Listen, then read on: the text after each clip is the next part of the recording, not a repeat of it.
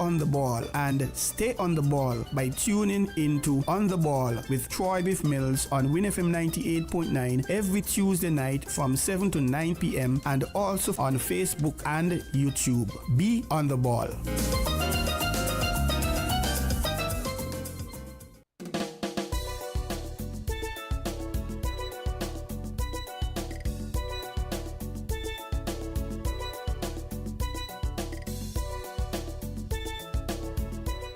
And welcome back. And as usually happens on a Monday, I am back with you on Voices.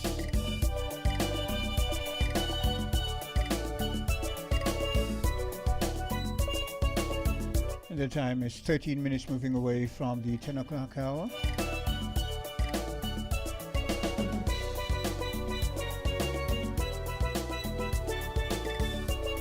And if you wish to give us a call and interact,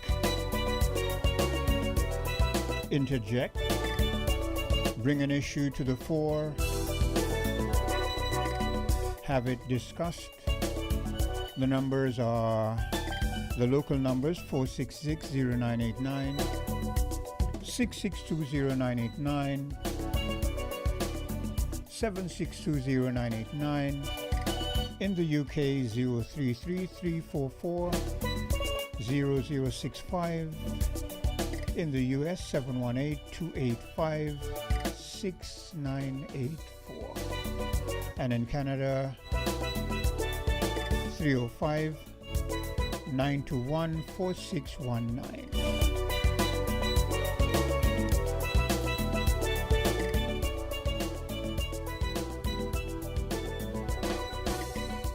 And before we get into our discussion today, let me read this bit of information for you. It has been read before by Cartensia, but I will do my part in reading it on Voices. Please be advised that DHL St. Kitts office will be closed at 1 p.m. on Monday, May the 12th, 2005. This early closure is to facilitate staff training. We appreciate your cooperation and understanding as we take this opportunity to enhance our service capabilities. Any inconvenience this closure may cause is regretted. We look forward to serving you on Tuesday, the 13th of May 2025, that's tomorrow, at our normal business hours, and that's coming from DHL. Okay, so let me see if I can get myself prepared to get into our discussion here on Voices. Now, recently I was having a conversation. I don't know if it was on Voices or it was on Island Tea, because I have a tendency to let a conversation from Island Tea spill over into Voices. And we were speaking about population, the Chinese population and China being overpopulated. And there was a particular individual who said China is not overpopulated because of the fact that they are trying to entice their citizens to get more children.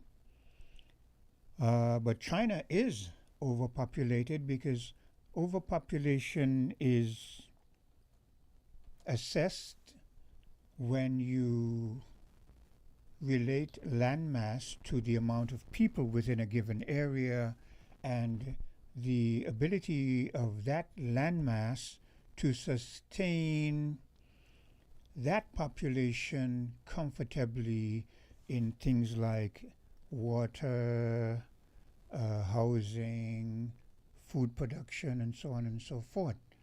And everything that you scrutinize will tell you that China is overpopulated, and that is why they're trying their best to expand.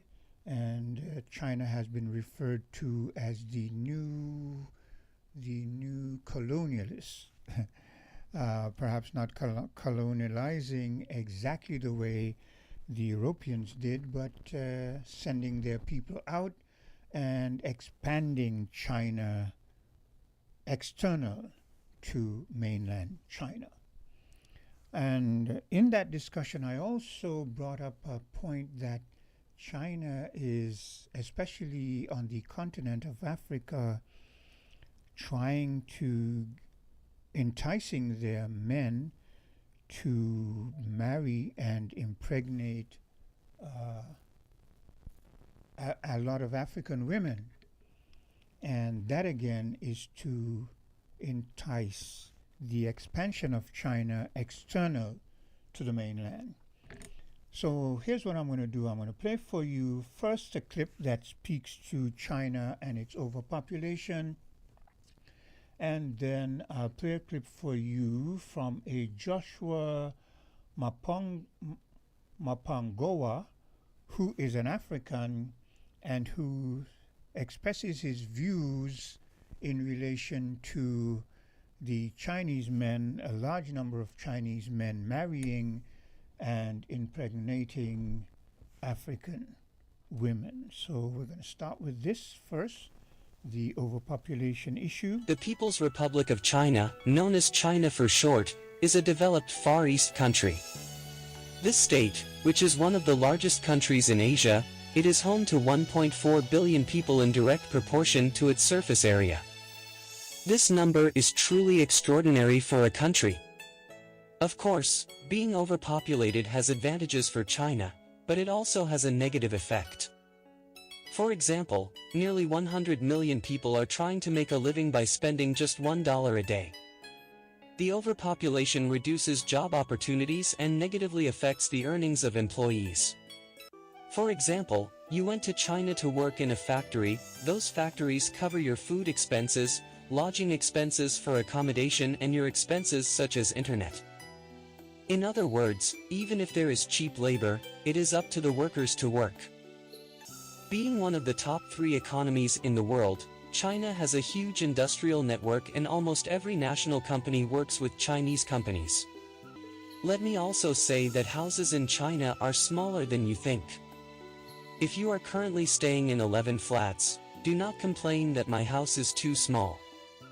Because small apartments are being built in skyscraper-style apartments in order to fit 1.5 billion people in China into the country.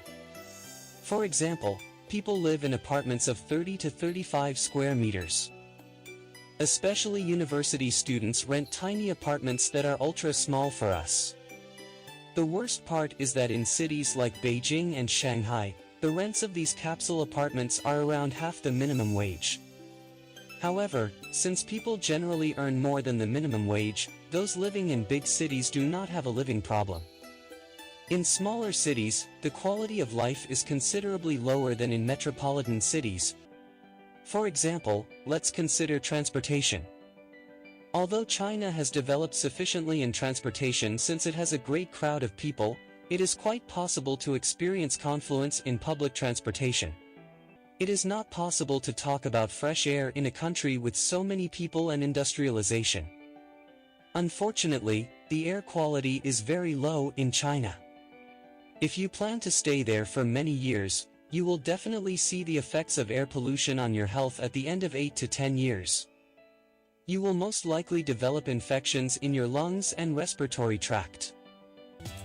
You can also see that they often spit on the ground while walking on the street. While doing this, there is no sign of embarrassment on their faces in any way. Moreover, women often spit on the ground. Actually, spitting is a necessity for those living in China. Since air pollution is excessive, dust can get into people's mouths, which brings needs such as spitting and coughing. In Beijing, the capital of China, it is said that breathing for a day is equivalent to smoking a pack of cigarettes. In addition, nearly 700 million Chinese people do not consider themselves close to any religion. Yeah, so there you had it. China is definitely overpopulated, and China is doing its best to alleviate some of the internal burden on the mainland by making sure that they send some of their citizens abroad, giving them some capital for investment, and so on and so forth. Now, how do we bring this Chinese overpopulation or overpopulation home to the Caribbean region? Well, let us take, for instance, St. Kitts Nevis for as an example. I remember not too long ago when a Kiddishan Nevisian would have told you, perhaps maybe not so much a Nevisian, but a Kiddishan would have boasted that St. Kitts will not have a water problem. I remember not too long ago when our citizens touted very proudly that, hey, we had water in abundance. Now we have a bit of a water problem.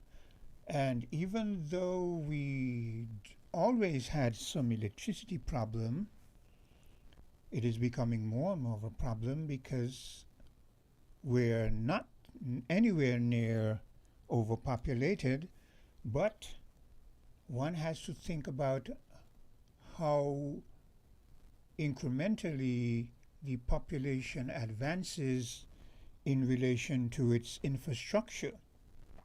In other words, what I'm saying is, even though St. Kitts Nevis is open to immigrants, and we implore individuals to come and be creative, innovative, and help us to expand our economy, our industry, our GDP, the system, the governmental system, must be cognizant that we cannot just do this willy-nilly.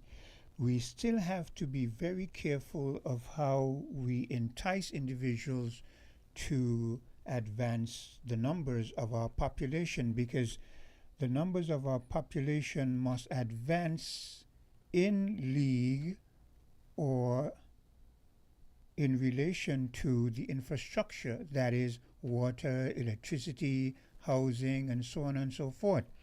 Because if you just entice individuals to come into the country and set up shop, so where will they live? How will we deal with the water situation? How will we deal with the fact that in a modern day era where electricity and certain other amenities are necessities of daily living, that we are careful not to put too much of a burden on the things that we enjoy, such as our water supply and our electricity, our housing, and many other things. So one has to be very careful how we advance. And I don't know if the planning unit has anything to do with such things, but there must be authorities that deals with the country's development and the population advancement in relation to infrastructure. Hello? Yeah, Quinton, excuse for that cough that again. Yeah. Now, I'm calling in, and greetings once more in Jesus' name. Now, I'm calling in to say that, as usual, I've been saying, we need to become a republic. And the quicker we become a republic, that's the less problems we will have to deal with in the future. And the more of a true semblance of some kind of independence that they said that we have. So we need to become a republic and be pushing this movement until we become a republic. That's number one. But Greg, before you go further, you're one who always push or tout the position that unless we do things the Bible way, we're doomed to failure, right? Amen. Okay. So, but recently you're pushing this republic thing, we need to become a republic. So my question to you is, are you saying we need to become a republic and that will be the end all, be all, the panacea that will usher in a utopia? Oh no, no. It would far be from a panacea, but it would be a little baby step in the right direction. Because right now, like I said, for example, well, like I said, I believe the Bible is the only law and constitution of our lands, But let us say that you want to do something, okay? And as we know, passing any law, the Queen Representative have to sign off on it. And you want to do that, and the Queen Representative say no. Sorry, not Queen, King. It's King now. It's King now. And the King Representative say no. And the King side with his representative. There's nothing to say he can't do it. You know, it put a stumbling block in your way. So I'm just saying that just eliminate one of the problems that might be in your way in the future. You never know. Yeah. So, and the more problems you have to deal with, is the tougher it makes things to be. Yes. Yeah, and I am not one of those politicians who just talk 9 days and that's it. Because I still want to know what the police has recovered and what information they have concerning the burning down of the courthouse, the Billy Hubbard Scotland report, and those sort of stuff. I know a lot of people don't forget about those things, but may forget about them, and me in a petition who does talk 9 days. Okay? I still want to know those things, and I'm pushing for those things to be revealed, plus all the other reports that came out since then. No, that's number one. Number two, when we were talking about labeling, okay? See, McMahon and nobody deal with the issue that I brought up. What are you going to do with the situation where the person who is selling out of a cooler, the small poor person who is selling out of a cooler, a small ice box, like the lollies and water and so, how you're going to go labeling those? I think, Greg, that we have all sort of come to, well, we didn't state it verbally, but I think that we've come to a census that some of these things should be left as they are.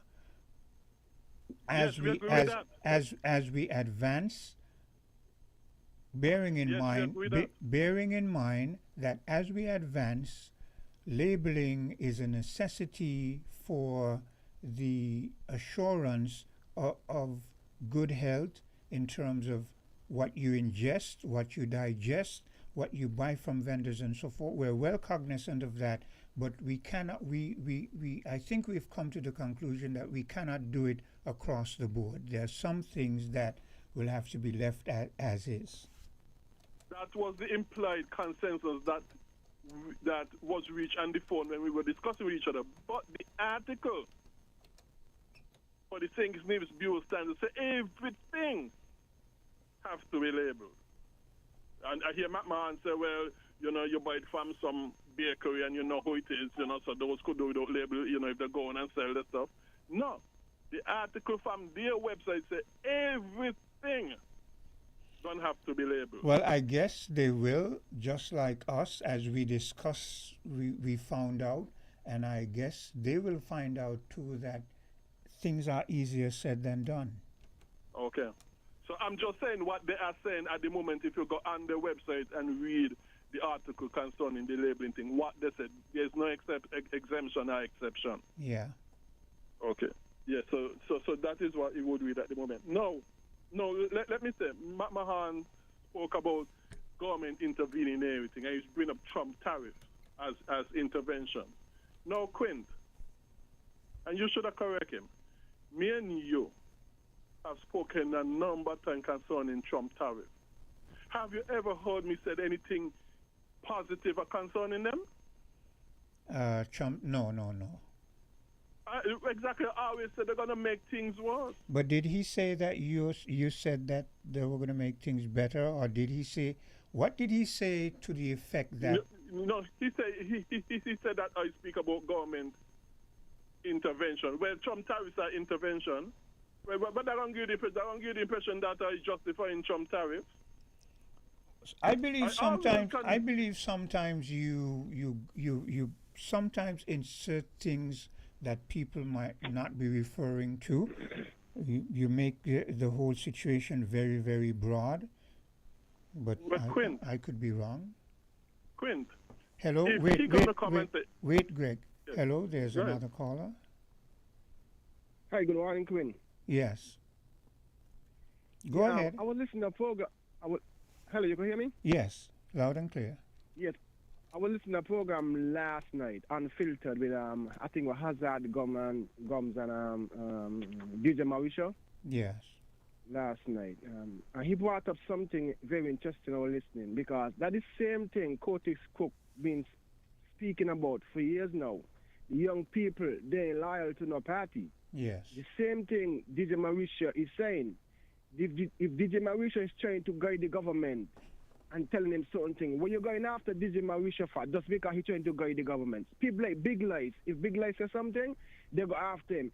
If you're in power and somebody could say something and come back and tell you, hey, this you need to fix. If you go and fix it, it benefiting you and it benefiting the country. Definitely. When you go and fix something, labor people got to raise up and got to understand that when people come and tell you something, don't fight them down because at the end of the day, it's going to benefit you. You cannot see everything. No, Curtis Cooks and Ike was saying the same thing. These people now, election is what, 2.5 years out? Yeah. Okay, what happened? No, this is the same thing Curtis Cook is saying. No, his son going to be 18 years, ready to vote. He got other friends going to be ready to vote and them time. So what I'm saying, these younger people, we got to cling to them right now. We got to show them, say, look, this is the best way to go and we need to do this, etc., etc. But no, you're going to fight against Curtis Cook. No, all these labor people fighting against DJ Mauricio. My next question to you, sir, is... Wait. Before you go on to that, let me interject. That is one of the problems with not only St. Kitts Nevis, but it seems as if though the entire Caribbean, that if you critique them, they take it personally and they do not realize that sometimes we critique because we love you and we want to see you go to better. Why is it that they always feel that if you critique? I have children, I have 5 children.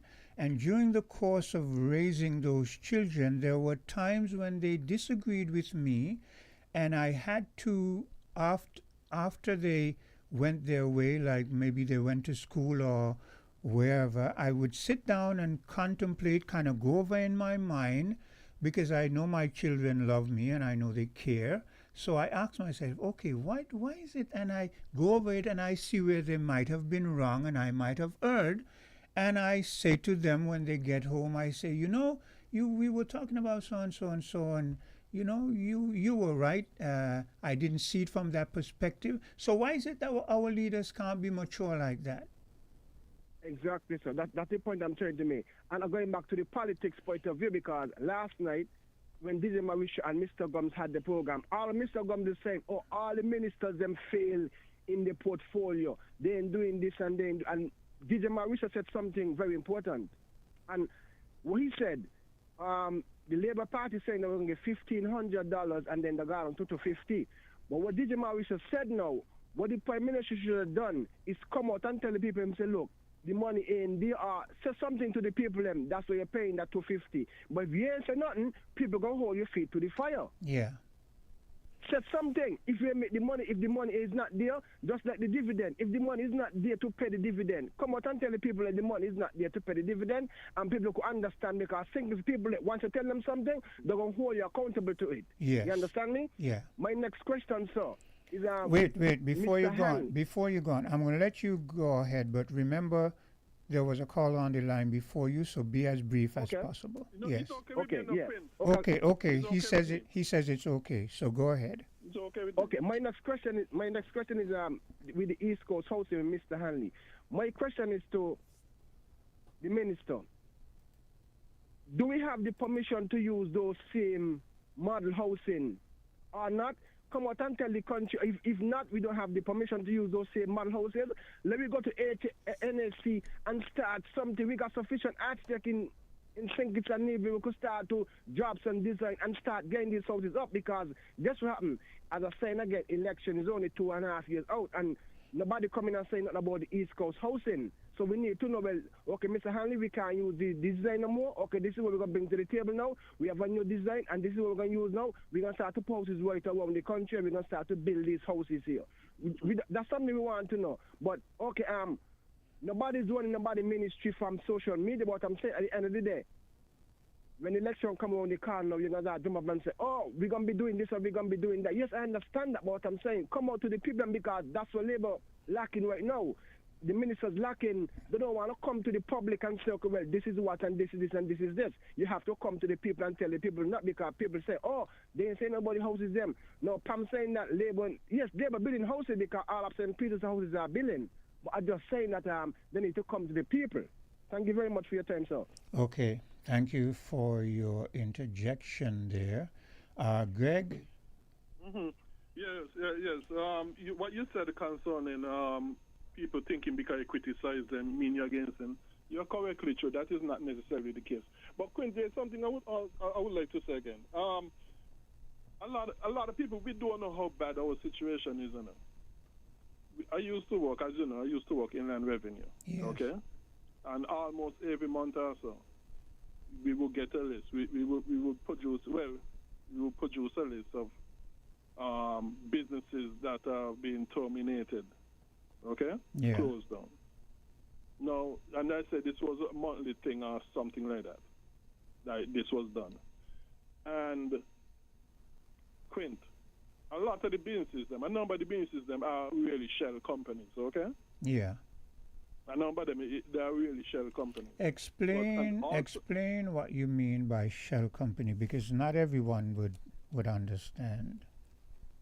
Yeah, a shell company is really like, you open a business, but it only exists on paper. It doesn't really exist in reality. For whatever reason you do that, it just really mostly exists on business.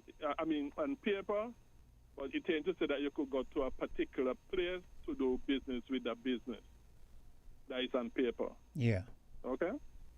That's more or less that. That's it really. You know, it ain't like it's a physical business somewhere. A number of those on the list are that kind of businesses that have been terminated, shell businesses. But there are also a number of them as well. Let me interject here again. Now, there's a strong belief by a lot of individuals that shell businesses, a lot of the time, are means of avoiding certain scrutiny and certain tax. And maybe money laundering. And Yes. So what do you say to that? What do I say to that? Yeah. That really, Quint, gonna take up a lot of time for me to give me opinion. That really and true. It ain't just a one answer thing I have for that. Mm. As a matter of fact, meaning for this government is licensing, meaning for that. Mm. But what I'm saying, it is a time as it is right now. Okay. Yes. Yeah. But so a lot of those businesses have come up for termination at a time, but at least I make up some like monthly or so. But then a good amount of the businesses on that list, termination list as well, that have been terminated are also real businesses in St. Kitts. Okay? Now, when I used to see that list, I used to have to be shaking my head. Okay? So things ain't really as good as it seems. That is why I always say the public should have access to these lists, so that when the politicians them come around and tell you this and that business was open to on their watch, they bring in this business, they bring in that business, you also should see how many businesses was also terminated under their watch as well. Yes, I agree. Okay. No. So a good amount of businesses are regularly being closing regularly in St. Kitts. Now, I said that to say this, okay? Because a lot of the reason why they are closing is because extra expenses and so that these businesses have to bear, and a lot of them cannot bear under these continual extra expenses. Some of them, some of the factors for the continuing increase are outside, yes. But a lot of them are also inside factors based upon government policies and that sort of stuff. And that is one of the reasons why you bring up the small vendor and exactly. the added burden that would be imposed on them. Because if these added burden are closing down bigger businesses, what do you think was going to happen when you put the squeeze on this parliament? Because you see, a lot of people don't understand. They see a small vendor and they might say, oh, well, they only have a few products and blah, blah, blah. But there are a number of factors that go into that individual. How much capital did they invest in doing that little thing? Where do they transport from to get to the point where they're selling that product that they're giving you, right? How do they get the product that they're selling you? What is the cost of the product that they're selling you, and what is the markup that they're receiving? If you were to go through some of these factors, you will find that these people, that is why I use the term, are barely eking out a living. So for you might say, oh, well, it's labeling is not a big thing. Yeah, it may not seem so much to you. But when you add transportation, the housing, buying from turn hand to maybe your children clothes, yes, you know, and all the different things that food. Yeah. So it is not as easy as you just seeing the individual selling a product, because all the product, remember, the product that they sell is financing their everyday living expense. So that is what people and the that family. that is what who did you said was stipulating that everything would have to be labeled? The St. Kitts Nevis Nevis Bureau of Standards. Yeah. So the website. Go to that article. So the Bureau of Standards, you see, we have got to have people in positions who understand living and surviving. I mean, if you're going to put certain standards, we don't have a problem with you putting certain standards on certain businesses and so forth, but you just can't go willy-nilly across the board and put the very same standards on everybody simultaneously. As a matter of fact, like I said, the government should also make accessible to the public the termination list of businesses that they do monthly, so that people could also see the amount of businesses that are closing down. Yeah. It ain't a rosy picture. It's a bad and terrible picture. Like I say, yes, a number of them are shell businesses, but also a number of them as well are also real businesses that are closing down monthly. Well, Greg, we've seen it, you know. You remember a time when if you went down 4th Street, you saw most all the businesses on 4th Street were locally owned? Of course. You see what is happening now? Yes. And when you go up, a lot of Indians and so on. Yeah, when you Chinese and so on. When you cross from 4th Street going up there by the bakery, Emery Bakery, you see what's happening on one side there. When you go around the circus, when you go on South Independence Square Street, and you see that there's a building there that is, my understanding it's that it's owned by Russians. You go down to Port Zante, and you're not seeing local businesses. Well, that should tell you a picture. That should give you a message. Yeah. Mark, I'm for foreigners coming in, I'm for foreigners coming in, but you also have to have the atmosphere so that your local could thrive in a growing, increasing manner, not in a decreasing way. I agree. As it seems to be. Yeah. You know. So yes. I would like that to happen.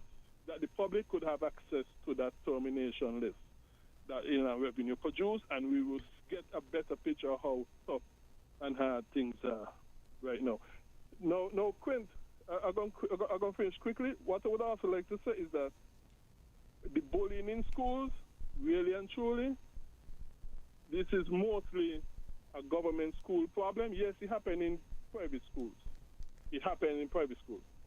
But it is not, from what I can see, it is not as severe as in government schools.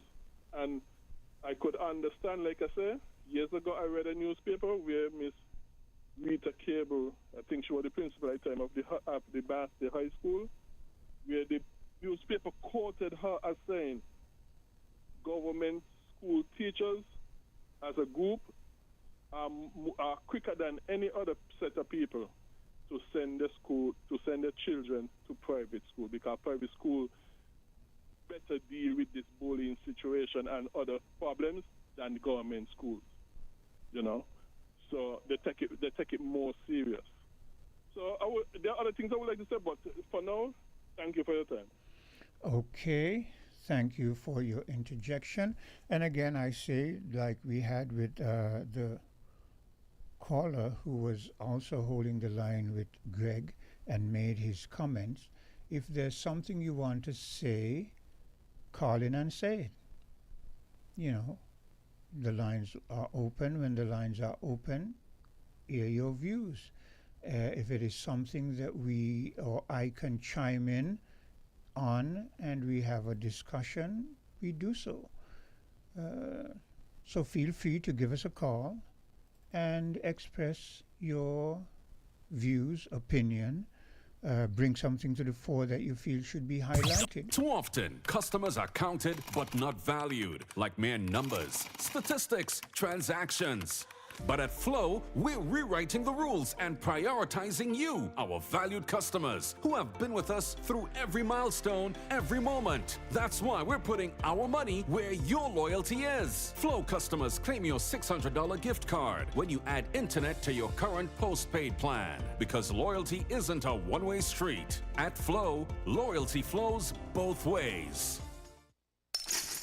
Let's get real on winnfm. Hi, this is Lavi. Let's get real Wednesday nights at 8 on winnfm. Get ready for an hour of real talk that will keep you engaged and informed, bringing you insights, the hottest topics of the moment, and perspectives that matter from the runway to the political arena. Real Talk with Lavi covers all. Let's get real Wednesday nights at 8 on winnfm. Building supplies, electrical supplies, furniture, appliances, carpets and tiles. It's the company where you can get it all. All at TDC, home and building depot. From lawn and garden, the TVs and stereos. All at TDC, home and building depot. Come on down, get what you're looking for. It's all at TDC, home and building depot.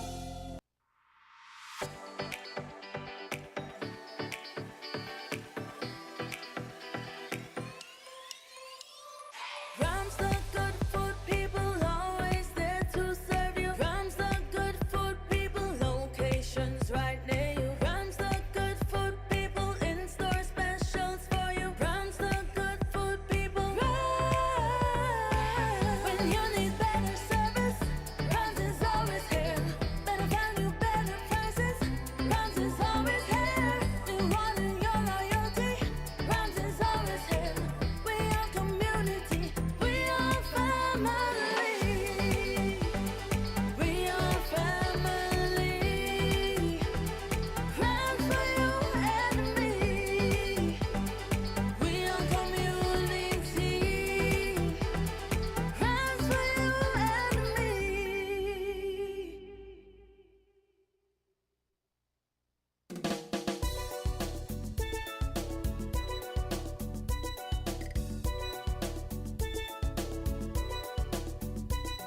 And I'm back with you. The time is approximately 10:51, or 9 minutes moving up to the 11 o'clock hour. Now, I played for you a clip that dealt with overpopulation, and I brought it home to the Caribbean, where we as a developing country need to watch how we advance in relation to the population, the masses of the people, and the infrastructure that we depend on for a comfortable living standard. Hello, caller. Go ahead. Good morning. Good day. Good day. Yes. We say a lot of things. I'm wondering, do we really understand what is meant by a republic-style government? The difference between the republic and the Westminster style we got here? Well, I could do with some enlightening, so could you enlighten me? Yeah, but the people must research. Yes. The difference is this, that both the executive and the legislative is held within the parliament. The parliament then itself has no oversight. Okay. They Before are not before accountable. before you Whereas in caller the Westminster system, caller. yes, Before yes. you go on, I ask for your enlightenment. So I want you to break down executive and what did you say? The executive and the what? Okay, the executive and the legislative. Okay, explain explain what they mean. What is the executive? Yes. Hold on, wait, may know how to explain it. Okay. Listen to what I say. Yes. Listen to what I say in a simple way, yeah? Yeah. The difference between St. Kitts and Barbados Yeah. is Barbados don't have to give account to nobody. St. Kitts got to give account to England. Yes. So what we are saying is we want a government who ain't got to give account to nobody. Okay. Because they never give account to nobody. Okay. Them sit down between themselves, make the laws, rule and break, and the people, and at the end, they do not have to give an account, actually, only to themselves. Yes. So I wonder if we would rather have a government that ain't got to give account to nobody else. Stay with what you got. Because it doesn't matter. They are all governed under the same neo-colonial system. Yes. So it doesn't matter what you call yourself, as long as you're a member of the British Commonwealth. Your heirs and successors still. Only they use words to make you assume the idea that because you're now a republic, you become more sovereign. Yes. Where Yes. people do not understand that a sovereign state, nation, or whatever you call it, must be able to feed itself. Yes. It must be food and energy efficient. We have none, so we can never. You know what? The people must read a book, Trilateralism, and understand where we are at and within the globe are the spirit things. We ain't now. We arguing, fighting among ourselves. The common labor thing set so to keep us warring. Yeah. So we can get a prime minister who never played the game and put him to captain the team. It's madness. Yet the people expect high performance. How can you put a man who never played football to captain Newtown team? The people go run you. But we do it in politics. And then the people fight and want say no happening, no happening. It's the way the system set up is structured that way. So we end up in confusion and chaos, no direction, never going forward anywhere. Every 4 or 5 years, the country has election, and at election, it has the potential to change everything when the new man go in. There's no consistency, no continuity. Yeah. Every 4 or 5 years, everything stop and start. Could you start winnfm 5 years, 4 years from now? They decide, okay, let me stop. And you start again next time on whatever venture. And then 4 or 5 years, you stop. And you start. Where are you going? Yeah. Nowhere. Good question. We have been set up to fail. Yes. Simply, the colonies remain the same to provide work and raw material. We simply laborers is the same slave system. You know, Ain't caller. no change. You know, caller, I'm glad that you made that expression because that is the specific reason why I asked Greg, because he's always touting Republic, and I asked him if it's going to be the panacea for utopia, because like you, I feel that we're just changing systems, but we're not getting anywhere. We're not going to get anywhere until we, as a people, universally come to the understanding that we have to unite and set things that are not stipulated by our former colonialist masters. It is so. They only change the face. And that's all the difference between the world's republic and it's just the change of the face. So they take them one and put your brother. So you can't say nothing, you can't say I, or you can't say racism. Yeah. No, because you're going to hit you. So you got to take it. Yes. Let's have a good day. Okay. And I'm glad for that interjection because that is what I've been trying to say. And you see, I know that there are many out there who might get riled up or get irritated when I make statements like saying that no matter where we are as a people, as a black people to be more precise, we must understand our roots stem from Africa. And Africa must understand that no matter where black people are, we are the sons and daughters, descendants, offsprings of Mama Africa. And so you can't have black people all over the world and also in Africa fragmented and going along and saying this for me and this for me and that for you and it's got to be us.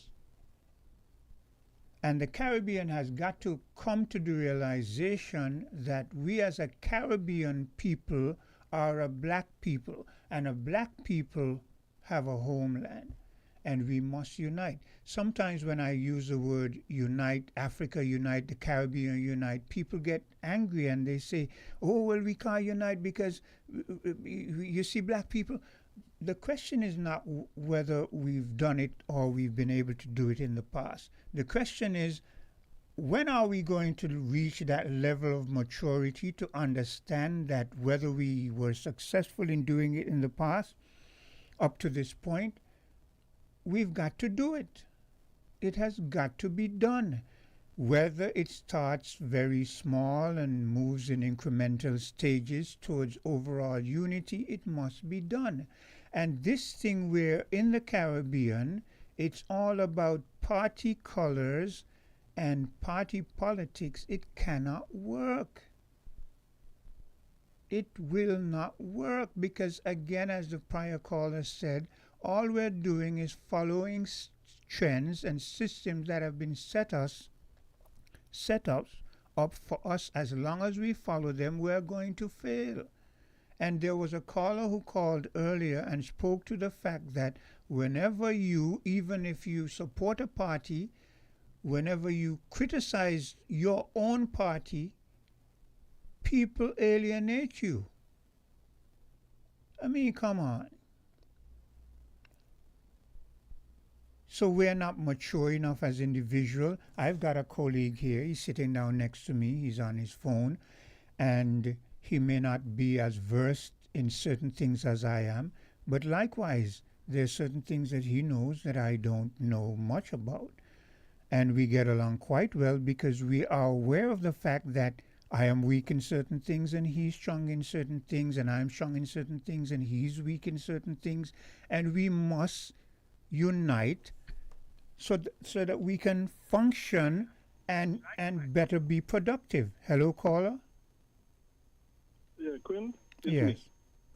Now, what I would like to say is that, okay, you see, I spoke to you earlier about the termination list, but what also came to mind with the Inland Revenue prepare, the termination list is only for companies. You have those businesses that are not companies, that is another list. And that is even a bigger headache when you see the amount of them going out of businesses. So I think the public should have access to the list of companies that going out of business or went gone out of businesses, and also access to the other list of businesses that were not companies that also went out of business or gone out of businesses. So we should have access to both lists, and the one that contain businesses that are not companies, that is even a bigger headache, would bring more tears to your eyes. Now, concerning the Republic thing, Quinn. By the way, your mobile phone numbers, they still ain't working, eh? I see here you get them out earlier. Those mobile phone lines, they're not working. Only the 466 is working. Locally, I'm speaking locally. Now, concerning the Republic thing, Quint, if let us say somebody rise up to them who the Federation considered to be the right person, you know, like how many people are praising Ibrahim Traore, you know, I think, really and truly, I think the president of Argentina and those of Vietnam are much better leaders to me. But Traore is very popular right now. So let us say the Federation was to get somebody who they consider to be the right person. Okay, like how many are considering Traore or whoever else to be the right person, wherever else in the world.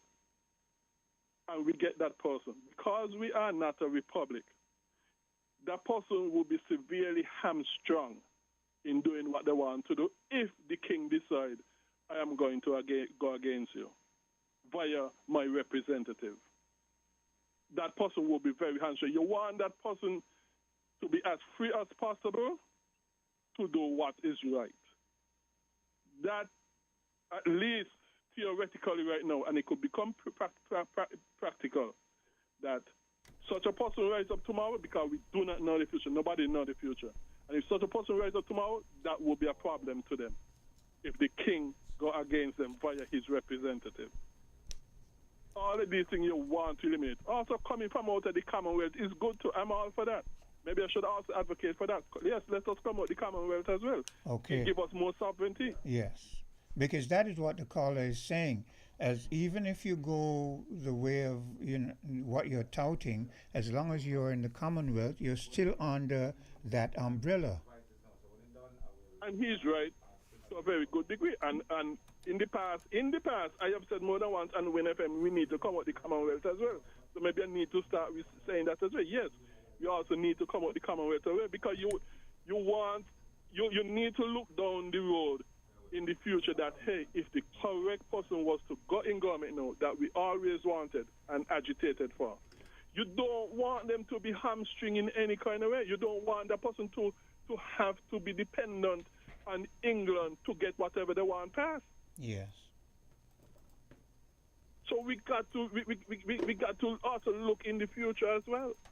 Suppose well, like a lot of people are for choice. Suppose someone like him was to come in government. Unlike him in Burkina Faso. Unlike him, the one here in St. Kitts and Nevis would have to deal with England. Yes. As he said. So you see how strong he would be. Yeah. Okay, Quinn. Thank you. Okay.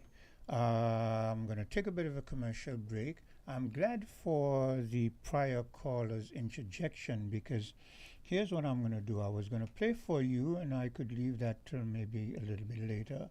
I was going to play for you a Joshua, let me see here, these African names are Joshua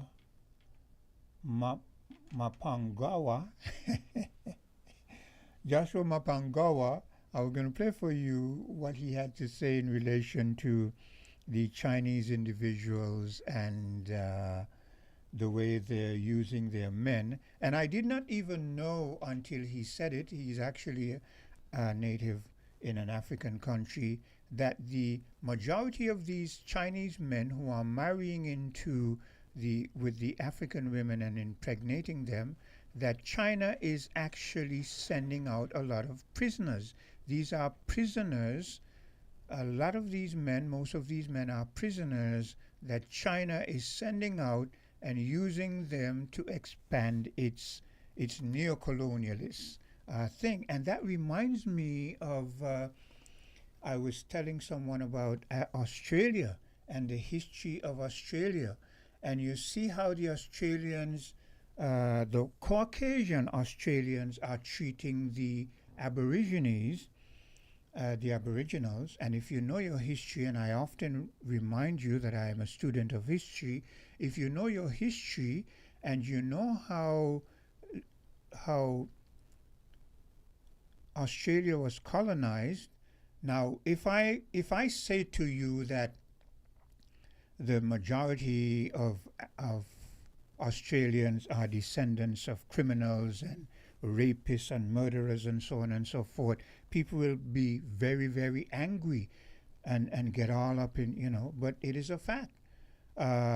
Europe was, in trying to find a way of getting rid of its criminal element, exiled a lot of the criminals, murderers and people who, rapists and people who committed dastardly crimes, banished them to that place called Australia, banished them hoping perhaps, most likely, that they would die, they would perish. But fortunately for these prisoners and unfortunately for the native Aborigines, there were natives there before these prisoners were banished. And the natives were friendly, not knowing that these were criminal elements and so on and so forth. They befriended these criminals who were banished to the Australian soil, and they taught them how to gather meat and catch the kangaroo and consume kangaroo meat, among other vegetation and meat sources on Australia. So in the future, when the Europeans came back to the Australian coast to drop off another set of criminals whom they hope would die, perish, they met people who were in a position to barter with them. Barter, give them, because, traveling from Europe to there and then going back to Europe, they would have food shortage. They would have deplenished their food supply and would need, they would have exhausted, their food supply, and would need a replenishment to go back to wherever it was that they came from in Europe. And here were some people now of their own color pigmentation who were giving them a meat that they were not familiar with, but that tasted good, and that is the kangaroo meat. And they carried it back to Europe, and they found out that there was an acquired taste for this kangaroo meat, and they came back and bought some more meat. And as they went back and forth, they eventually, over time, they brought women. And here's another part to the story that people might cringe when they hear, because the most of the Caucasian individuals who were now living on Australia and bartering with these ships were criminals. They could not get women of worthy standing, as they termed them in those days, to go and marry those criminals. I mean, come on.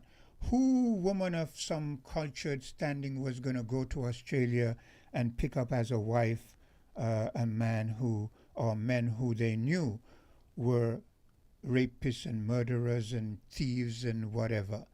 So they got women of ill repute to go to Australia. This is history for you now. History, the history they don't want to tell you, You see the Australians today, they've gotten advanced and they are high and mighty, well up in economics and so many different things. And you see how they're treating. You see how they're treating the Aboriginals who saved them.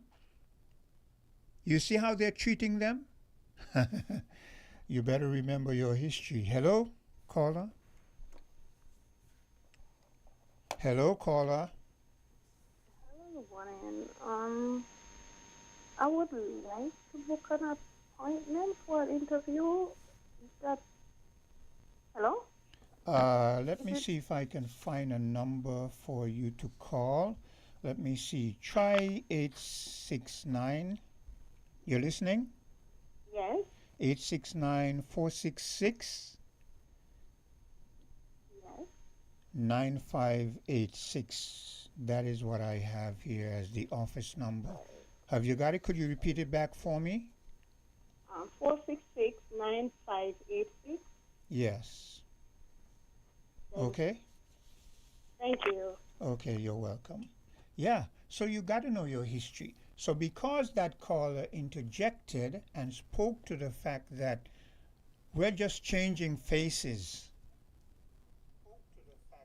and not really making big differences, making big... That is why for... Have you ever asked yourself why it is that for 400 years and counting, we as an oppressed people have not really made the kind of advancement that we should in comparison and relation to the rest of the world? Because it has been designed that way. So I'm going to play for you something that the caption is why every country is in debt. No, I'm going to play this one. 7 ways society trains you to be and remain poor. Okay? So that's what I'm going to play for you, because that sort of ties into the fact that no matter what we tout, until we have a real enlightened awakening to where we are as a people, and I say again, as a people, as a black people. I don't know why you cringe, and it seems to me black people are the only race of people on the face of the earth who fear calling the color of their skin. Black people seem to be afraid to say black. Black people feel more comfortable saying white, Indian, Chinese than black. Could you imagine that? Anyway, I'm going to play for you this 13 minutes long, and it's 7 ways that society trains you to remain poor. You ever stop to think about the fact that society might be setting you up to fail financially? I mean, every day we're bombarded with messages, signals, and even entire systems designed to keep us broke. And here's the kicker. Most of us don't even realize it. We think we're just making choices, but those choices are often influenced by forces that are beyond our control, shaping our behaviors, and sometimes keeping us stuck in a cycle of debt, spending, and financial stress. We're diving into how society trains you to be broke, and more importantly, how you can break free. If you've ever felt like you're working harder than ever and yet getting nowhere, you're definitely in the right place. Stick around, because what you hear today might just change the way you think about money forever. Now, before we get into the meat of this, let's first talk about something we often overlook: the system. Society isn't neutral when it comes to money.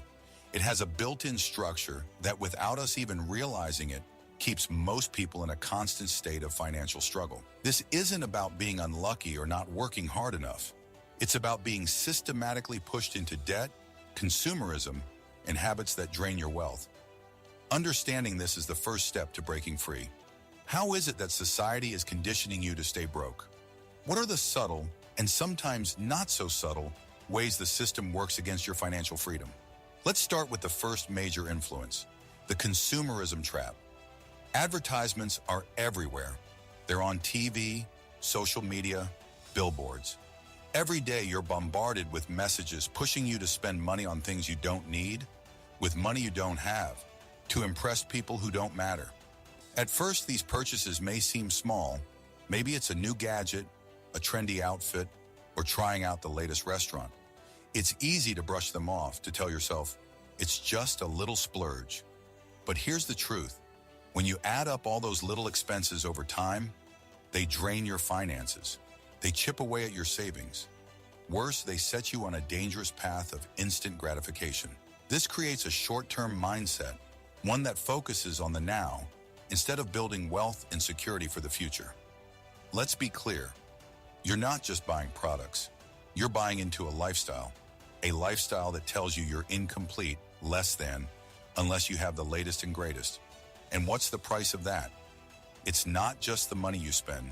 It's the energy, the time, and the stress you pour into trying to keep up with everyone else. The game you're playing is rigged. The moment you get the latest iPhone or upgrade your car, someone else is already ahead of you, lining up for the next big thing. It's a cycle that never ends. And it's a cycle that keeps you trapped in a loop of consumption. You're chasing something that doesn't bring fulfillment, only temporary satisfaction. You'll never win this game. You're setting yourself up for a lifetime of buying, upgrading, and still never feeling enough. It's time to stop playing their game. Take control of your own financial future. Build wealth that's real, lasting, and empowering. You can choose a different path, one that values long-term freedom over short-term indulgence. You don't need to keep up with anyone. You need to invest in yourself and your future. That's where the real power lies. Second on the list, debt culture. Debt has been normalized. It's marketed as an unavoidable part of life, something you accept when you buy a house, get an education, or even purchase a car. But here's the harsh truth. Debt is not a tool for success. It's a weight, a burden that keeps you tied to your paycheck. It doesn't bring freedom, no matter how much society tells you it's just part of the process. Think about it. As long as we're making those monthly payments, everything's fine. But ask yourself, if you're constantly in debt, can you really say you're financially free? Can you truly call yourself independent when so much of your income is already spoken for? Take student loans. Millions of people are still paying off their loans decades after graduation. Yes, they got an education, but at what cost? Then there's the credit card trap.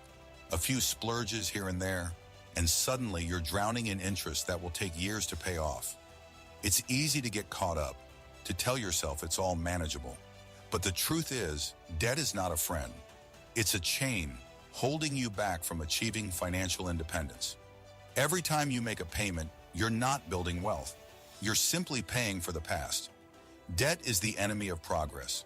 It prevents you from moving forward, from saving, investing, and building real wealth. It's a cycle that keeps you stuck. You have the power to break free. Choose a different path, one where you take control of your finances, pay off your debt, start building a foundation for a future where you're not chained to payments, where you have the freedom to live life on your own terms. Society has conditioned us to believe that success means a steady 9-to-5 job with a reliable paycheck. You get the good, secure job, work for decades, and eventually retire comfortably. But here's the truth. Job security is an illusion. The reality is industries are evolving at an unprecedented rate. Jobs are being lost every day, whether through downsizing, automation, outsourcing, or shifts in the market. And yet we've been taught to put all our trust in a single income source.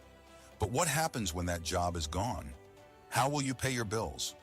Relying only on one paycheck is a risky game. It leaves you exposed, vulnerable to changes beyond your control. The key to real security is diversifying your income. You cannot afford to put all your eggs in one basket. That means finding other sources of income.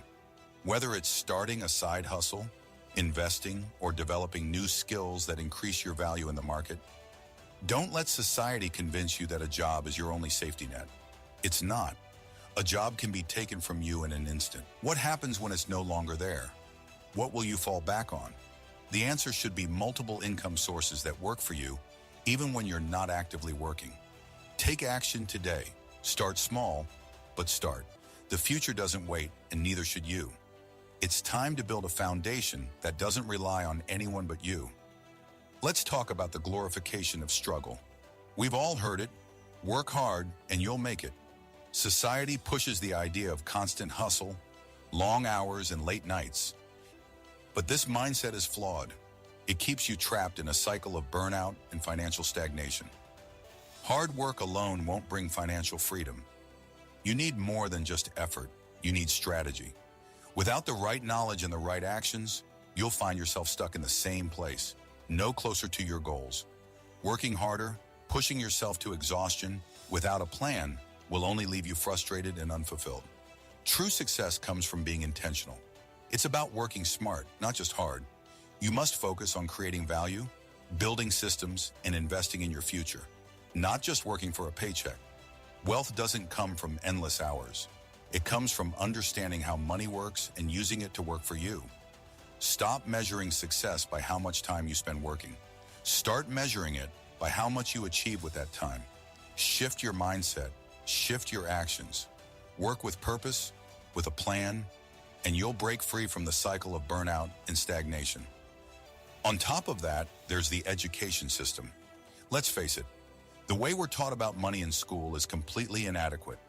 Unless you had the rare opportunity to take a personal finance course, or were lucky enough to have parents who taught you about investing and saving, most of what you know about money comes from trial and error. Schools don't equip you with the real skills you need to manage your finances. Skills like budgeting, investing, or building wealth. Instead, they teach you how to be an employee, not how to achieve financial freedom. This isn't by accident. The system thrives on keeping people financially ignorant. The more you don't know, the more vulnerable you are to falling into traps, like bad debt, poor investments, or spending mindlessly without thinking about the future. Financial ignorance isn't just a personal problem. It's a systemic issue that benefits those who profit from your mistakes. Imagine if you were taught how to truly manage money. What if you knew how to save, invest, and grow wealth from an early age? You wouldn't be dependent on a paycheck. You wouldn't be trapped in the cycle of debt. You would have the knowledge and tools to make informed decisions that build your financial independence. This gap in education doesn't just hurt you, it limits your potential. It keeps you stuck in the cycle of living paycheck to paycheck, working harder and harder, but never truly getting ahead. It's time to stop relying on a system that isn't set up for your success. Take control of your financial education. Learn how to manage your money, how to invest, how to build wealth. Don't let the system keep you ignorant. Arm yourself with financial knowledge and start creating the future you deserve. For years, we've been told to work hard for 40 years, save 10% of our income, and then retire at 65. That's the American dream, right? But what they don't tell you is that the cost of living keeps rising and inflation steadily eats away at your savings. If you're relying on just a 401k and Social Security to retire comfortably, you're setting yourself up for a rude awakening. By the time you're ready to retire, your money might not stretch as far as you think. The real solution? You need to take control of your financial future now, not 40 years from now. Start investing in assets that will grow your wealth over time, like real estate, stocks, or starting your own business. Don't rely on someone else's idea of what your retirement should look like. Now here's a big one. The fear of taking risks. Society teaches us to play it safe. We're told that getting rich means avoiding risk at all costs and that financial security comes from staying in your comfort zone. But here's the hard truth. Real wealth is often built by taking calculated risks. Whether it's investing in the stock market, starting your own business, or making bold career moves, you must be willing to step outside the box if you want to escape the financial traps society has set for you. The comfort zone isn't where growth happens. Growth happens when you challenge yourself, take chances, and embrace opportunities that might seem uncertain at first. Financial freedom doesn't come from playing it safe. It comes from making smart, informed decisions that push you toward bigger goals, even if it feels uncomfortable. Another powerful force keeping you stuck is comparison culture. Social media is constantly showing the best parts of other people's lives, and it's easy to get caught up in the illusion that everyone else is living a perfect, glamorous life. You see someone buy a new car or go on a lavish vacation, and suddenly you feel the pressure to keep up. But that lifestyle is not the reality for most people, and it certainly shouldn't be your reality if it means living beyond your means. Constantly comparing yourself to others can lead you to make financial decisions that are not in line with your goals. It can cause you to rack up credit card debt, overspend, and lose sight of your long-term financial vision. The truth is, keeping up with the Joneses is a surefire way to stay broke. It's not about matching other people's spending habits. It's about making financial decisions that align with your values and your future. Breaking free from these societal pressures requires you to stop looking around and start looking forward. Stop letting fear keep you from taking calculated risks. Stop letting comparison steal your peace and your money. Your financial journey is yours alone. Don't let anyone else dictate what success looks like for you. Take control, make bold decisions, and build the wealth and freedom you deserve. So how do you break free from all of this? First, start by changing your mindset. Realize that wealth building is a marathon, not a sprint. You need to think long-term and focus on building assets, not liabilities. Educate yourself about money. Learn about investing, budgeting, and financial independence. Surround yourself with people who have the same goals as you. Set up a budget. Cut out unnecessary expenses and start saving or investing consistently. The key is to make progress, no matter how small. Over time, those small steps will compound and lead to big results. And lastly, don't be afraid to take risks. Get out of your comfort zone and start building wealth in unconventional ways. Whether it's through investments, starting your own business, or seeking out new opportunities, don't let fear hold you back. Society is designed to keep you broke, but you don't have to play by those rules. Take control of your financial future. Start thinking long-term, making smarter choices, and building the life you've always dreamed of. It's not going to be easy, but it's absolutely worth it. Together, let's break free from the system and build wealth on our terms. And there you had it. And in particular, I like the part where he said long-term finance, long-term comfortable finance for an individual is a marathon, not a sprint. You need to be thinking long-term. So every time the new iPhone comes out and you have to be the first to get it, you must show your friends that you've got it. What do you do with the old one? Is the old one not usable anymore? How long will it take before the old one becomes obsolete? So why do you need a new iPhone every time it comes out, or a new this, or a new whatever, as opposed to setting aside some of those monies? You see how expensive iPhones are. Stop and think, in the period of the last 10 to 15 years of your life that you invested in just iPhones. See how much money that comes up to. What if you had taken that money and put it as your saving, and then over time found some way to put it into either using it as capital for starting up a business, or doing something that will add to what you already have? But no, we don't do that. We must follow the Joneses. We must show that we are wealthy, at least look wealthy, even though we're not. So this is a clip that I'm going to keep, and maybe once every other month, if I remember, I'll play it, because clips like these, just like every time you turn your radio on or your TV on, you're bombarded with the very same commercials, Kellogg's, whomever. That is a plan. That is a plan that bears fruit, because the more you bombard someone with something, the more it becomes a part of their thinking, the part of their psyche. So when they go into a place of business and they're looking and seeking, what do I need? you see the thing that you've been bombarded with and you purchase it. Not because you needed it, but because it was implanted in your psyche, in your mind, that you needed it, that you could not live without it.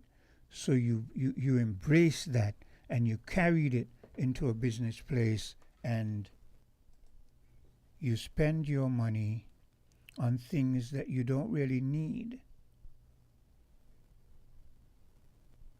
And that goes across the board.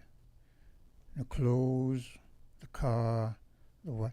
You sit down and listen to or have a conversation with individuals who, not individuals who inherited wealth, but individuals who became rich over time by starting from scratch. And I can assure you that 9 times out of 10, they will tell you it took time. The old saying, Rome was not built in a day, is not just a statement. It is a realistic fact. Nothing that is big and impactful happens overnight.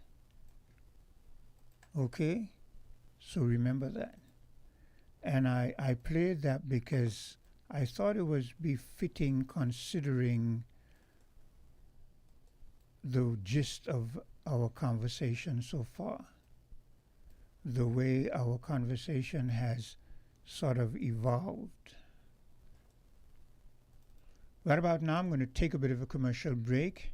But before I do that, again, I admonish you, if there's some topic you wish to bring to the fore, if there's something you would like to highlight, if there's something you feel the public should know, if there's a question you need answered by perhaps some authority and you feel that it is best to hear the question here so that they can hear you, then feel free to do so. And the numbers are 466-0989, 662-0989, 762-0989. And I'm mindful of the fact that, as I've been told, that maybe not all of the numbers are working, but if you try one and you don't get through, try another.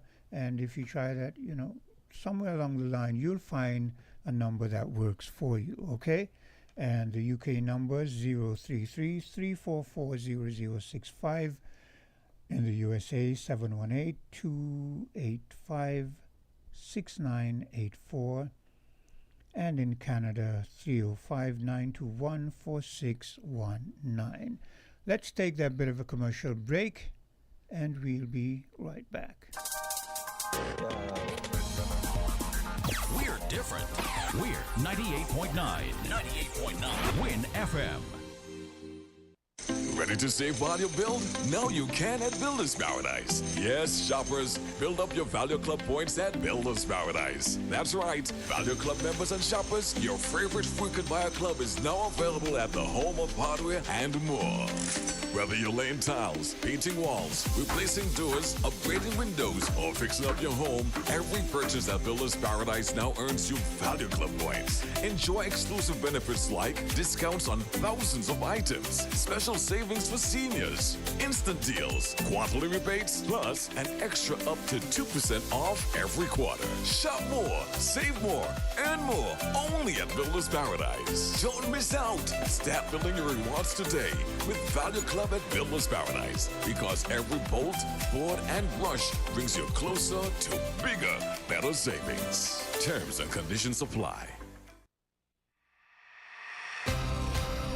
Mr. Worldwide with the iconic Brian Jovi. It's my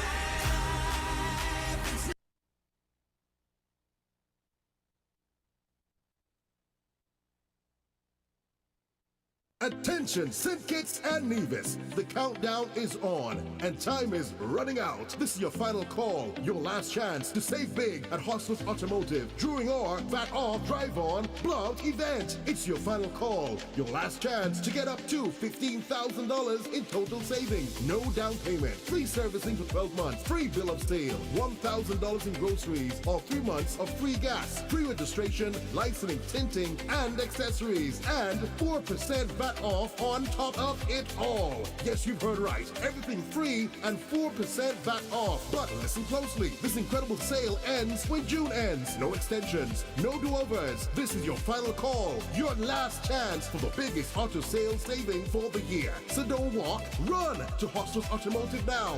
Your dream car is waiting, and these deals are ready to roll. Hostos Automotive, where affordability meets the road. Terms and conditions apply.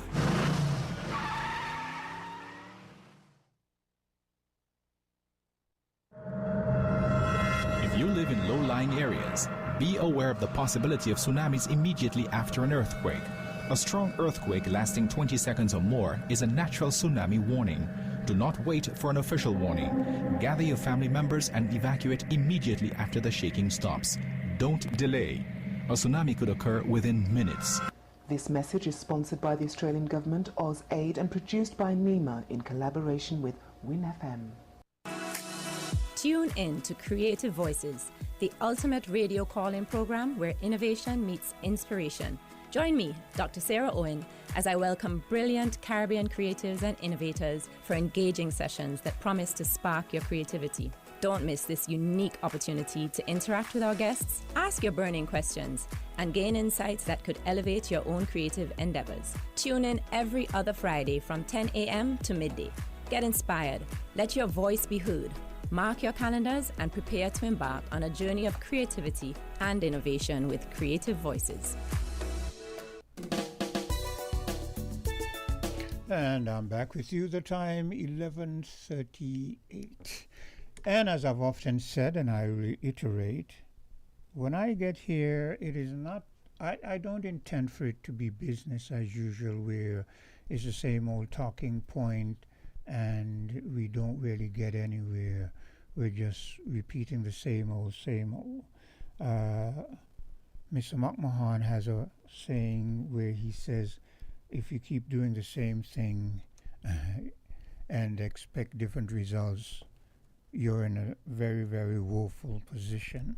And I concur with that belief and that mindset. So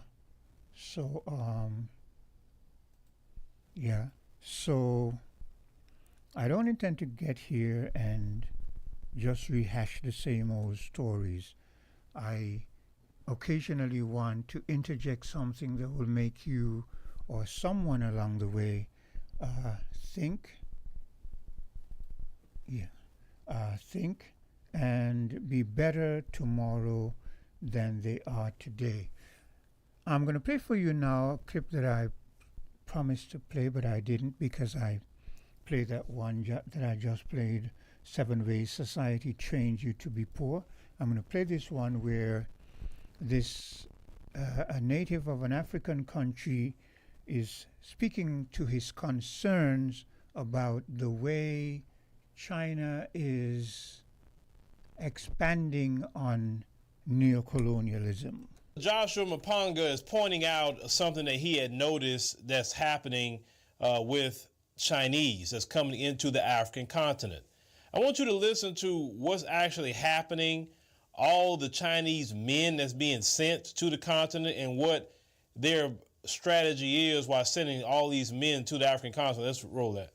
The Chinese are not just here to expand land issues. They are here to reorganize a population preservation of their own nation in other countries. They're overpopulated now, so they're pushing some of them here. Not only that, it's also a 30-year plan to take over certain parts of Africa. So the prisoners that are being sent here to come and work, they don't bring their wives. They come alone. So of the 153, 400,000 Chinese that have come with the 3, 4, 5, 11 billion investment, that number could be much more. All of them are bachelors. Only few executives have brought their wives, but the rest are prisoners and bachelors who now are making children in Africa. And these children will be Chinese and African, but being African, these children are Chinese, who are going to be educated in our system, who will receive scholarships to go back to China and come back and become presidents and ministers in Africa, and by right, they are citizens because we're born here. It's a strategy. In 30 years' time, you will call me back. I hope I'll still be able to talk. And you will recite this. When you have the first vice president, the first minister, the first president in one of the African countries being a crossbreed between Chinese and African. I mean, are we seeing this happening? Go to villages and you see those children running up and down. In Zimbabwe, we have them. In Uganda, you have them. In Kenya, you have them. It's insignificant now. Let's not talk much about it. There are women right now who are pregnant with Chinese kids. There are some who are breastfeeding Chinese kids. It's there, and it's going. We saw it in Ghana. There's nothing. We saw it in Botswana. How did Cesar Kama become the president? His mother is British, and his father was Tswana, and the father was a president. 2 generations later, he became the president himself. So it's nothing funny. This is exactly what is happening. When you see the men of any population coming in large numbers and there's no women coming along with them, who do you think they're going to be with? Now, when you look at China, China has always strategized at doing things without using their military. If you ever read the book, The Art of War, it teaches you about waging war without firing a shot. And this is what China has been doing for a very long time with their Belt and Road initiatives, loans they have been doing with people. Now, people can say, oh, well, they took the loans. They should have read the agreement. It's kind of like you giving somebody who can't afford to pay back something, a loan, and you say, okay, I'm going to do a predatory loan on you, right? No different than a lot of school loans. It's very predatory in nature. That's why a person can borrow $50,000, end up owing $500,000. It's predatory, right? Same thing. Well, maybe you can make a law that says that, in order to be a president or certain, government positions, you have to come from 2 parents of this particular country, right? And what I mean by 2 parents, I mean 2 African parents that has a lineage to that particular country, and anybody else, well, you can't really do that. You can serve other places, but you can't serve as president. You have to understand, in China, they're overran with men because of their one-child policy they had for a very long time. When 2 parents would get a child, they find out if it's going to be a boy or a girl. If it's a girl, a lot of times they were getting rid of that child because in their society, they prioritize more sons because you have all these men. I mean, come on, you already kind of know what's going to happen. So it's for the brothers on the continent to get on code and shore some things up and make sure these things will happen. But how black folks are, we'll have black people warning us about particular things that could happen, but we don't listen. We never do until we get in the thick of it or until we actually see what this brother's talking about. Now, before this clip, the clip I played, 7 Ways Society Changed You to Remain Poor, there was a particular part where the narrator said that advancing in individual wealth is not a sprint, it is a marathon, which means that it happens over time. How is it that we as a people, as a black people, are unaware of the glaring things that are facing us? How is it that we're unaware of the things that everyone else seems to know? China is meticulous. China knows what it is doing.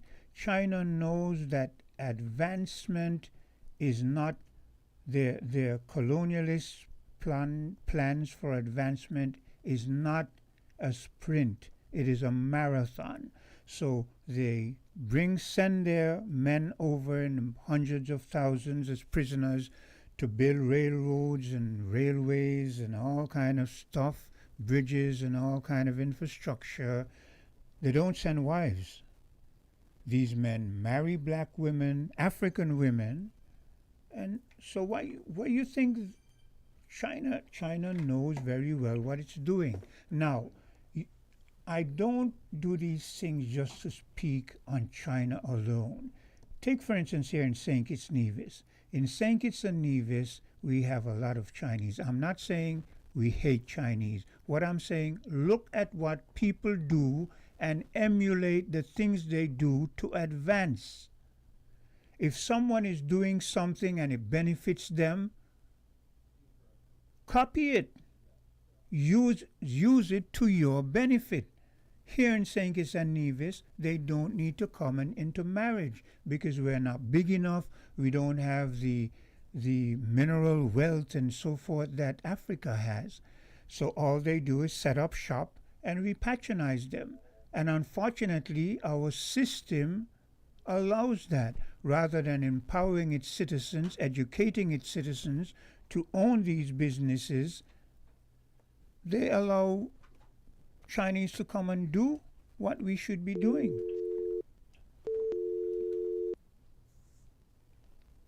So, you think I feel good when, apart from Hosford Value Mart and that other local business place around by the cinema, anywhere you turn, almost anywhere you turn, it's a Chinese shop? Yeah, I patronize them. But I do that because I've been forced into the position where that is all I can do. If I'm in a given area, what other place is there that I can go and shop? But am I comfortable with it? Are you comfortable with it? Don't you feel that? Is it that you disdain your own people and your own color so much that if you were to go into a shop and you see your own black faces, that you won't patronize them? So how is it that you feel comfortable patronizing other color faces as opposed to your color faces? Don't you understand that over time, the more of your color faces you see, the better for you? Hello, caller. Yes, good morning, Quint, man. Good morning again. I know you're heading up to the 12 noon hour. I wanted to commend you. This clip that you just played about the Chinese. Yeah.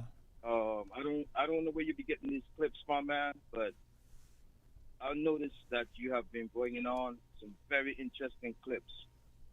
I actually like when you reference those clips, actually. That seems to be one of your strong points, and I want to commend you for doing a good job, man, all right?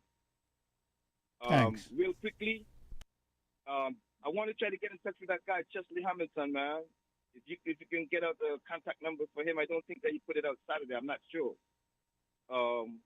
But some parts of that clip you're talking about, you know my mind. You know what my thing is. My thing is I want to put in a footnote with that Brian clause.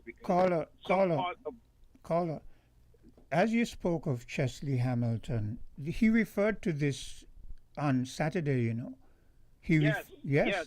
That's what I called in. Yes, he sure did. He referred to this right here in St. Kitts and Nevis, how it is playing out. Yes, correct.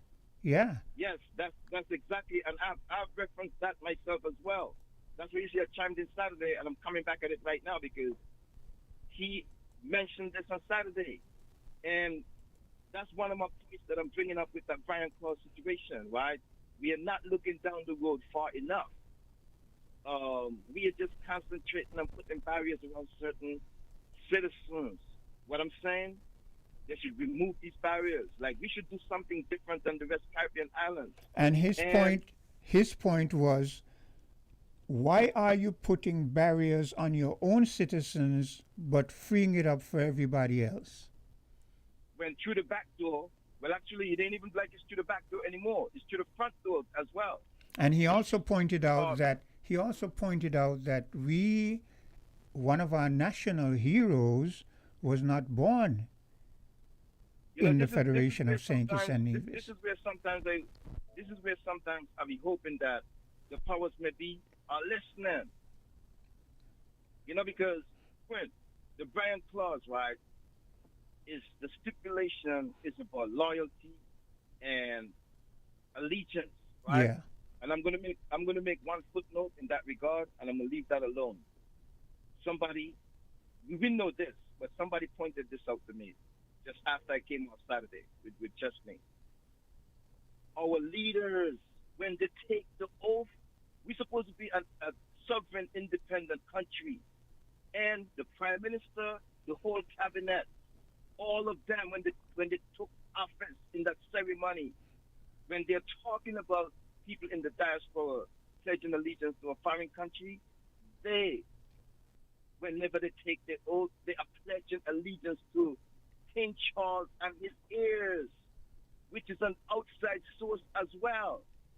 They ain't pledging allegiance to the country and to the people of the Federation of St. Kitts and Nevis. So when they're going to hold that against the persons in the diaspora, they themselves need to hold themselves accountable to that, for pledging that allegiance to a foreign denomination. We are independent and we are sovereign. We're supposed to be pledging allegiance to our people and to our own country. And if they get away with pledging allegiance to the king and his heirs, well, they got to take the barriers from around those persons in the diaspora. They have to, because That they is- also are that is- pledging allegiance to a foreign denomination. Yeah, that is why I said it's a paradox. It sort of contradicts. Paradox indeed, man. Yeah, it sort of contradicts in itself. Yeah, Because so here, different than that, man. Okay, go ahead. I'm gonna let you finish up. because when you're and this is something I did not really scrutinize until the topic kept coming up, and then I looked at I'm it. the one that's pushing it, because myself has been affected. Yeah. And that's why I'm attacking it.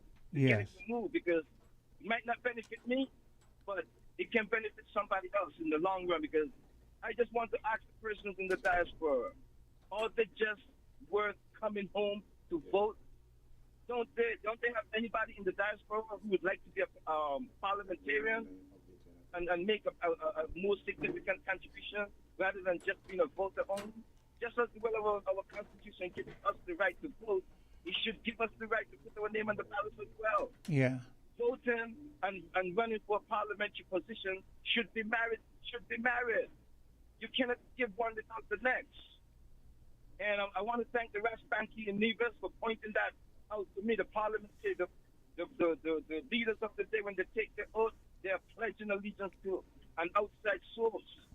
Just like how they got the stipulation against those persons in the diaspora. So like I was saying, this is something I only scrutinized because the topic kept coming up. And then I looked at it and I said, wow, here is it that there's this clause that says you cannot take part here because there's a question as to where your allegiance would lie. But at the same time, the very same individuals who have imposed this law are pledging allegiance to a foreign entity. It doesn't make sense.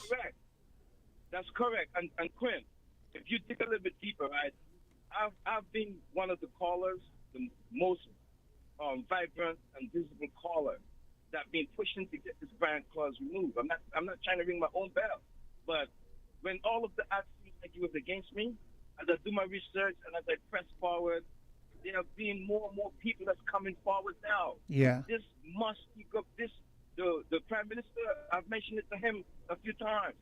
He said he's going to discuss this with the NIA and the Cross Island meetings. Well, I am maybe asking the Prime Minister and the powers that be. Caller, Go ahead. I don't know if you're bold enough, but maybe the next time you get to speak to the Prime Minister, you should ask him, if you're bold enough, how is it that the Brian Clause impedes you from taking part in an internal election because there's a question as to whom you will be you will bear allegiance when when himself and his cabinet go into parliament and swear allegiance to a foreign entity. You think you'd be bold enough to ask him that? But I'm gonna tell you, I asked him the question already. I put it to him like at least 2 or 3 times, and he knows that. They know that they're pledging allegiance to a foreign entity. They know that. They're the ones that are taking these oaths, and they've been hearing my voice, and they're not gonna stop hearing my voice because, I would have been back in the Federation probably in 2013. You know how much years that is from now? Yeah. That I'm removed? Because I had to put the brakes on it because I'm going to come up with some, opposition. Because I'm telling you, man, I don't see it that the person who's disaffected should really give up that foreign passport. Because they themselves on the ground is pledging allegiance to a foreign country. Well, pledging allegiance to England. Well, I used to. We're independent. Yeah, we're supposed to be our own country and decide our own destiny. I remember I used to admonish you to give up your citizenship to come here and see if you win and then change it. But I'll desist from doing that now because your argument has more weight now than it did before. Yes, my argument is I'm widening my scope every time. I'm widening my scope every time. And the thing is, right, we as an independent sovereign country, we should do things differently. Why can't we do something different than the rest of these countries? St. Kitts and Nevis is such a tiny dot, right? We should be able to use that to our advantage and do something different. I ain't seen nothing revolutionary in St. Kitts since I left there in 1985. We're not doing nothing differently. The status quo remains. A lot of this party politics remain. People are just going at each other back and forth, back and forth. The country's not really progressing. I mean, here we are, got barriers around certain citizens. Instead, we widen the scope so we can have a wider field of candidates, more people to choose from. Like I said Saturday, I bring this to a cricket game. You cannot just have a wicketkeeper on your side, and I don't have a wicketkeeper on my side. Just like how you have a wicketkeeper on your side, I have a wicketkeeper on my side in the game of cricket. So if the parties them on the ground are scared that one party might be going in the diaspora and recruiting a candidate, just the same, they can do that too. The other party can do that. So no matter how you put on this and no matter how you twist and turn it, the playing field will always be level. Let me ask you a question if you care to answer. Yeah, go ahead. How old are you? I'm 56. So you're young in comparison to a lot of those who are getting into politics and staying there for years and years. So, yeah. Okay. We need, as you mentioned that, we need term limitation as well. Yeah. So we can have other persons contribute in the political arena. You Yeah. know, I was listening to winnfm yesterday, Azar Gams, and he had on the guy DJ Marisha, who's an avid Labour supporter. He said he feel like Douglas should retire and go home, and I feel the same way as well. I feel the same way as well. They're blocking up the spaces. Country cannot progress like that. Next in line is going to be Mark Brantley on the Nevis side. I'm not afraid to say it. To me, I want to see term limits. 2 terms for the Prime Minister. 2 terms maximum for the Prime Minister, right? And 20 years maximum for a parliamentarian. Or for somebody maybe in the, what do you call that, the cabinet. What kind of work is it doing again? Cabinet. The civil servants. Okay. Yeah. Civil servants should be 20 years, as well as the parliamentarians 20 years maximum. It just creates a rotation. It creates a rotation for new ideas and new leaders. The country's being stifled. Like, when one man sits in there for 20 years, more, 30 years, the country, new ideas are not coming. I think that 20 years for the civil servants is a bit short, because it is because of we need a civil servant a civil service with experience. There was a prior caller who said that this thing about every time a party wins, we're starting from scratch. That is one of the problems. We have a civil service and a civil servants who are well competent, and what governments need to do, what individuals need to do when their party wins, let the country continue. Yeah. That's a good point, and I would agree with you with that. Yes. So I we would don't. separate the civil from the parliament. Yes. Okay. Yeah. I would separate them then, and I'll stay with the 20 years for the parliamentarians. Yeah. And then we can increase the civil servants' tenure, like you said. Yeah. I would revise that what I just said, but I would stick with the parliamentarians 20 years. Yeah. Prime ministership, 2 terms, and then I will agree with you with the civil servants. We want to get them to be as maximum as we could, Yeah. so we can have experienced persons running the civil service. Yeah. That's a good point. I agree with you on that one. Yes. And differently than that, man, before I get off real quickly, last week there was a gentleman that was on the Real Talk with Lavi show. Yeah. And last week, Thursday, I think I made a statement on the Patches Live which showed that he has launched a campaign. The gentleman, his name is Winston Welcome. And I want to correct that. I want to come back with a correction. It was not a launch of a campaign. Winston Welcome was on with the Real Talk with Lavi show on Wednesday last week. It was not a launch of a campaign, and I stand corrected. And I'm putting this back out there because I might have misspoke on the Ian Patches show last week Thursday. Yeah. And I'm going to come in on Patches show again tonight to make that correction. Okay. That was just an interview. It was not a launch. So everybody that's hearing my voice, please note that it's a correction coming in from myself. Last week, Wednesday, when the guy, Winston Welcome, was on with Lavi, Real Talk with Lavi, it was not a launch of a campaign. It was merely an interview. So I stand corrected, and I'll be coming in on Patches show tonight to make that correction on my own personal behalf. And thanks, man, and keep bringing keep up the good works, man. Have a good day, all right? Okay, you take care. And it's now time for our midday news. We're different. We're 98.9. 98.9. Win FM.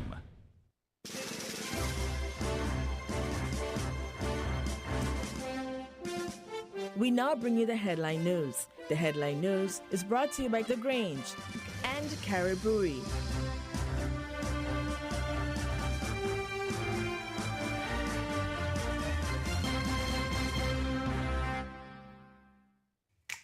Maybe it's the way the brilliant gold liquid reflects our sunshine, or how the bright blue of its label mirrors the clear Caribbean skies overhead. Maybe it's the fresh, crisp taste of this beastly cold beer on a scorching hot day. Maybe it's even the way it brings us all together. But one thing is for sure, Carib is very much a part of who we are wherever we're from in the Caribbean. Carib. It's the way we play. Drink responsibly. Did you know that the Grange